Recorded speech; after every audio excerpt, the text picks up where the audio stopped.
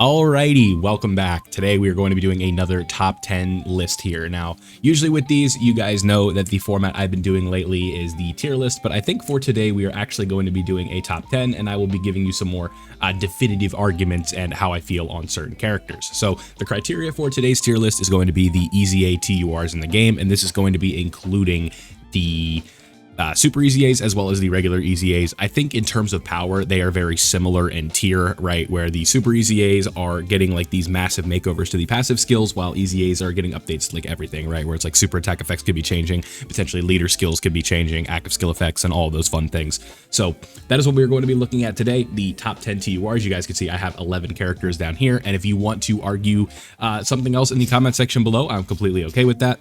I know that the LR list was not as well received as I wanted it to be, and I'll take ownership on that. I definitely need to do a better job in the future, and I'm not gonna like delete the video in shame or anything like that. I think it's better for you guys to see the creative process and see, you know, that I am susceptible to making mistakes and stuff like that. And I don't think, maybe we'll redo it when the anniversary, well, we'll obviously redo it when the anniversary comes around, but for now, I'm not going to be touching that list. I messed up on Janemba and Gogeta. It is what it is. We just got to move on, right?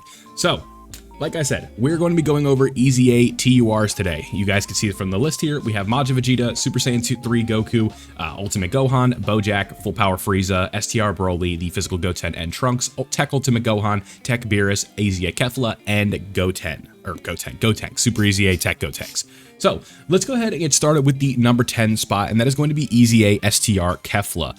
Now, Kefla, I like what this character brings to the table. I think that she is a nice kind of like fill in for teams that you're going to be running her on, right? You think about teams like Rapid Growth, Universe 6, you could run her on the Universal Survival Saga team at times, right? Pepe Gals, this is a very good character. I think that like Universe 6 is kind of in a funky spot right now, where like sometimes you are going to be running into issues with that team, but overall, I think that the Tournament of Power kind of setup for this character works out very well. She puts up high offensive stats, she has the dodge chance. The biggest kind of drawback that I have with this character, in my opinion, is sort of the orb restriction that she potentially has, but this can be made up for pretty easily when you run like the Tournament of Power team has a decent bit of orb changing, especially if you run her alongside somebody like Ribrianne, Kakunsa, and Rosie. That is a character that is going to be going to be changing orbs for you all the time, and it's not going to be much of an issue. So I do think that is worth noting with Kefla, that she is like, there are ways to sort of work around her lack of orb changing and stuff like that, and it can be a bit frustrating at times with her restrictions, but overall I think that this character is still very good. And if you wanted to, I think you could like interchange her and Gotenks. Gotenks will be the honorable mention in this video. I don't need to talk about him too much, but that is where I am going to have her for now. So at 10, I have STR Kefla.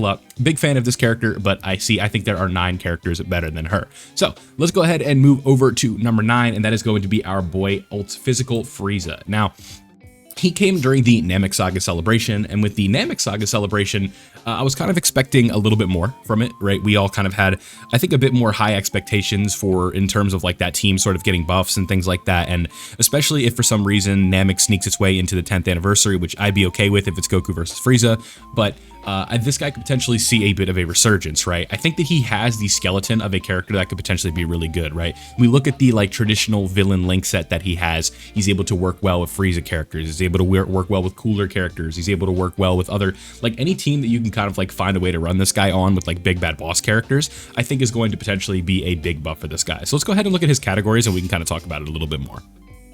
Okay, so right off the bat, you can see teams like Transformation Boost. This character is going to work very well on. We have a setup like Planetary Destruction, Battle of Fate, Exploding Rage, Inhuman Deeds. I don't know what's going on here. I think like ads are trying to load or something, but Full Power, good team, right? It's just a shame that Planet Namek Saga didn't really get the buffs that you need. But we look at Big Bad Bosses, Fierce Battle, Nightmare, Over in a Flash, and these are like 4 like not Wicked Bloodline related links that you could easily toss like for these teams, and then you have like a more Frieza family focused setup here with Universe's Most Malevolent, Prodigies, and Prodigies isn't really you know, Frieza specific, but you're going to be seeing that more than often. And then Strongest Clan in Space is obviously all thrown towards the Frieza family. So that is what we are looking at with this Frieza. I like what he's doing offensively, defensively. We know we have the damage reduction.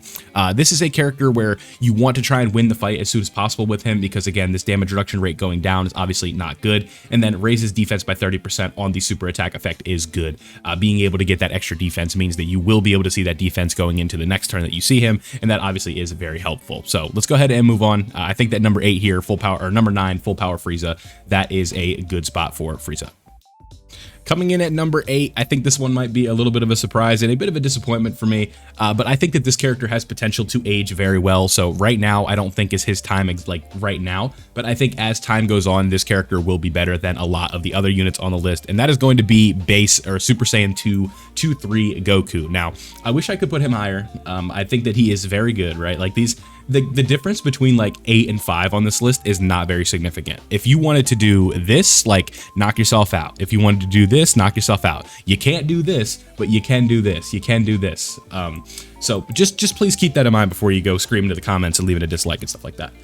With Super Saiyan 2 Goku, I like that this character has the damage or the dodging baseline. I believe it is 80%, right? This character is going to be working very well for you. Has that potential to kind of get away in slot 1, turn 1 in some of these fights, but you are kind of praying for RNG, and that is why I can't put him any higher, right? The number 1 character on this list is going to be extremely consistent in most situations, or in almost all situations, so that is why he is number 1, and that is not the case for this character. So that is why I have him down at number 8. With Super Saiyan 2 Goku, I just think that he could potentially have been a little bit better, but I think the dodge or die characters tend to age a little bit better than the like the bulky characters, just because the number kind of expansion that happens throughout the cycle of this game. That is going to be the case here with this Super Saiyan 2 Goku. I bet you if we talk about this list this time next year and Goku and Vegeta are still on here, Goku is going to be higher. So that is how I feel about this character right now.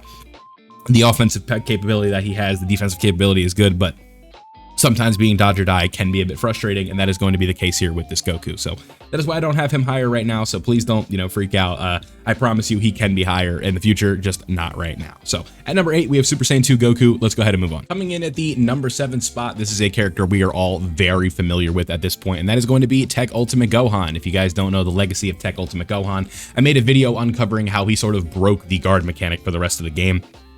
This guy, he came into the game and just the ability to innately guard everything just made them so scared to like ever give that out again, right? There are very few characters that are just perma-guarding, right? And it's like, if a character gets that, then like they are probably going to be very like cautious in other places. And then you just have a character like Beast Gohan, but that was a bit of an exception, right? So it's like, you think about how guard works these days, it's for a few turns, you need characters on the rotation, it only is for like a few, you only get it for like after you get hit or something like that. It's a whole mess. So you lose it after a certain point, you have to be in a certain slot. That is not the case with this Gohan. He has the permanent guard and then the damage reduction to kind of supplement the fact that he needs to stack up first, and then he also has the ability to lower attack when he is super attacking, and there is very good chances that he's going to be doing 3 to 4 supers right off the bat. If you put him in slot 1, he takes that initial hit, he is going to be getting another buff to his attack, so he's going to be doing decent damage. You transform with him, he keeps that defense for the extra turn, you get the massive raise, you get the super effective against all types. If you receive a hit, I believe it is,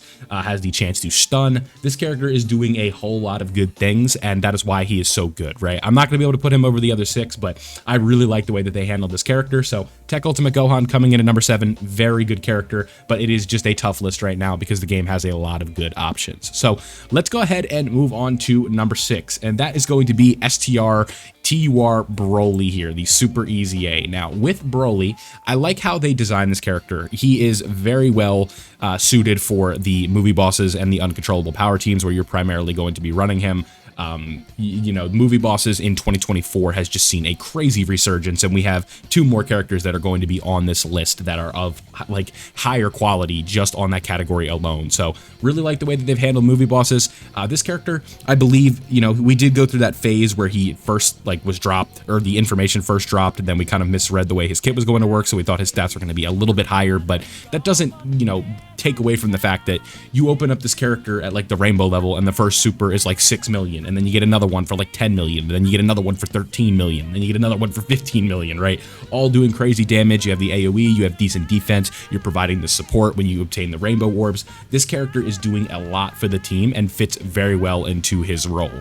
I think that one of the issues that I've run into with this character is if you are running like a rotation of Tech Broly, Int Broly, and then you're floating this version of Broly, sometimes you are forced to put Int Broly in slot 1 because you want to make sure that all 3 of these characters are sharing links, and sometimes it's just like I feel safer with Tech Broly in slot 1 most of the time. Maybe I'm just misusing the units, which is entirely possible, but again, it's a situation where I think that like if you want to potentially save that revive, then you're going to have to like put Broly in slot 2, the Int Broly, and then potentially just forego links with this Broly around. So sometimes can be a bit of a pain, but overall not worth like taking too much away from the character. I think that this Broly is very well designed, works super well on the teams that he's meant to run, so I think 6 is a good spot for him. So let's go ahead and move into number 5. We are getting into the goodies here, and that is going to be Bojack. Now, I like the way that Bojack was designed. The Space Traveling Warriors team absolutely needed this, and more help for movie bosses, wouldn't you know?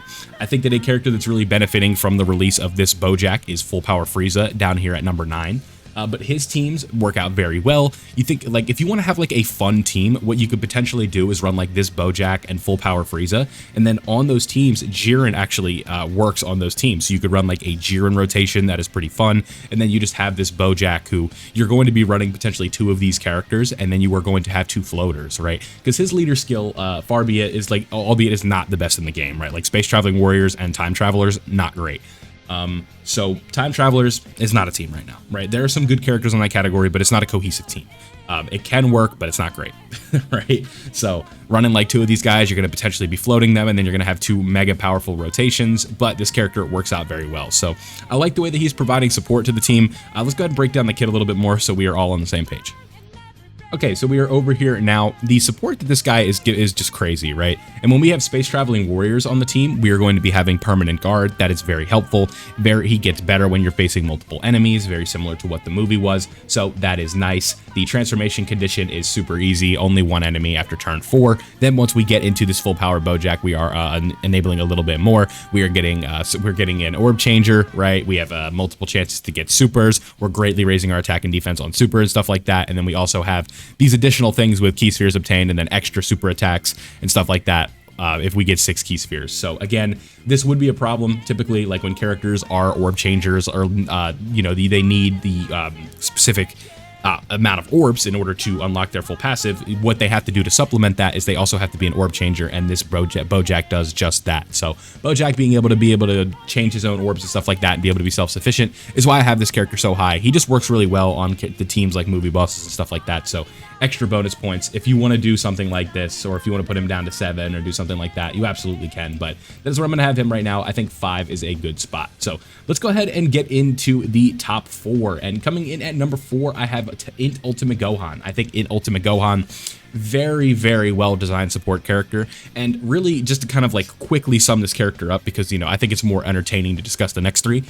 He fulfills his role on the Buu Saga team perfectly. This is a supporting floating character that you're going to have peace of mind using, especially after he supers and stuff like that. He's working very well on the Buu Saga team, and right now I'm sure you guys know that the Buu Saga is crazy, right? You run Tech Ultimate Gohan with this guy, that potentially could be a fun rotation in longer events where you could stack, and it's going to work out just fine for you. So Ultimate Gohan, I think we're just going to be a little bit quicker on him. Very, very good. Fits nicely into this top 5. Let's go ahead and move on to number 3. Now, this is where things get a little bit dicey, and in my opinion, you really could just kind of do whatever you want here, right?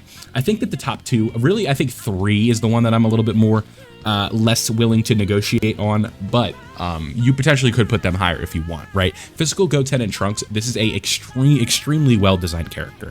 The offensive capabilities they have, the defensive utility they have with their active skill, the guaranteed dodging, the unit super attack effects, the overall damage that they can do is just out of this world, right? The ability to crit, the additionals that they're doing. This character is consistently triple supering and putting up attack stats that are like easily clearing 20 million, right? Like they get hit a couple times beforehand, and all of a sudden, like this character could rip off like a 35 million attack stat, do 3 of those, and you're just doing wicked amounts of damage, right? I think that this unit is very well designed. He works well on the teams that he needs to be working on. You could throw them on Kamehameha. You run them next to some other Goten, right? We have the sub EZA Goten that just came out. The Int Goten and the Tech Trunks EZAs are still very, very good. and they are just going to work very, very well with this character, and they're going to be able to get them up to where they want to be, right? The active skill turn with the guaranteed dodging is extremely valuable. You guys know how broken guaranteed dodge is. It's why AGL UI Goku is still probably a top 5 character in the game, you could argue. Just based off of that alone, that turn 1 dodging is just dumb, right? If we were able to use that active skill whenever, and we're talking about like the Janemba and the Gogeta fight, and we could do that in turn 1, I think we'd be talking about this as like the best easy ATUR in the game, but unfortunately you do have to wait a little bit. So number 3, I think is a good spot for this character. I'm fine with putting them there. If you want to move him to 2, you can. I don't know about 1. I don't think I could put him above 1 for me, but there you go. So Goten and Trunks, really like the way they designed him. Let's go ahead and move on to number 2, and that is going to be Majin Vegeta. So then you guys know who number 1 is going to be. Obviously, it's Gotenks. I'm kidding. Number 1 is going to be Tech Beerus. So here you guys go. This is the list, right? Majin Vegeta. If the base form was a bit better, I think we'd be talking about him as number 1. You could make the argument that Majin Vegeta himself is like the best, right? Like we're talking about Majin Vegeta, but the thing is about this game, right, is they're like with the transforming character, right? This is the same case I tried to make with Tech Gogeta. Tech Gogeta is probably the best unit in the game, but you are not, and you can't say this, you're not always going to be Tech Gogeta. And it's the same case here with this Majin Vegeta. Sometimes you're going to get through phases too quickly, and you're going to, or you do too much damage on like the turn that you need them to, or like turn 2, you do too much damage, and then the enemy, you're not going to be able to transform. And so there are going to be these cherry pick situations where it's going to be a little bit tricky to get into Majin Vegeta, where like the basis of this character being as good as he is really is, right? Is the base form good? Absolutely. Is the transform state just out of this world? Yes. But sometimes there are just going to be issues where you are not going to be able to get him where you need to be. And where I value this list, right, when I'm trying to, like, where I value things the highest, right, and this is really why you could put this character even higher based on the logic I'm going with here.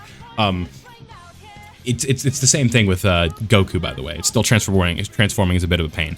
I think that with Beerus, it's the slot 1, it's the turn 1 thing, right? That's always kind of been something I like to harp on, where turn 1, you're always feeling comfortable with Beerus no matter the situation, right? Sometimes you get caught. That's just the nature of the game, and it's the same thing can happen to Majin Vegeta.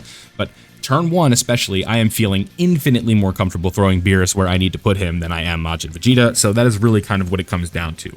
I think that Beerus just defensively is too much.